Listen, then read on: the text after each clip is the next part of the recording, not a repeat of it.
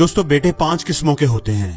पहले वो जिन्हें वालिदैन अगर किसी काम को करने का हुक्म दें तो कहना नहीं मानते, ये नाफरमान होते हैं, आख होते हैं। दूसरे वो हैं जिन्हें वालिदैन अगर किसी काम को करने का कह दें तो कर तो देते हैं मगर बेदिली और कराहत के साथ, ये किसी किस्म के अजर से महरूम रहते हैं। तीसरी किस्म के बेटे वो हैं जिन्हें वालिदैन अगर कोई काम करने का कह दें तो कर तो देते हैं मगर बुड़बड़ाते हुए, सुना सुना कर, एहसान जतलाकर, बकवासबाजी कर करके, ये काम करके भी घाटे में ही हैं और गुनाह कमा रहे हैं। चौथी किस्म के बेटे वो हैं जिन्हें वालिदैन अगर कोई काम बता दें तो खुश दिली से करते हैं, ये अजर कमाते हैं और ऐसे बेटे बहुत कम होते हैं। पांचवी किस्म के बेटे वो हैं जो वालिदैन की जरूरतों के काम उनके कहने से पहले कर देते हैं, ये खुशकिस्मत बेटों की नादर किस्म है। दोस्तों बेटे 5 किस्मों के होते हैं।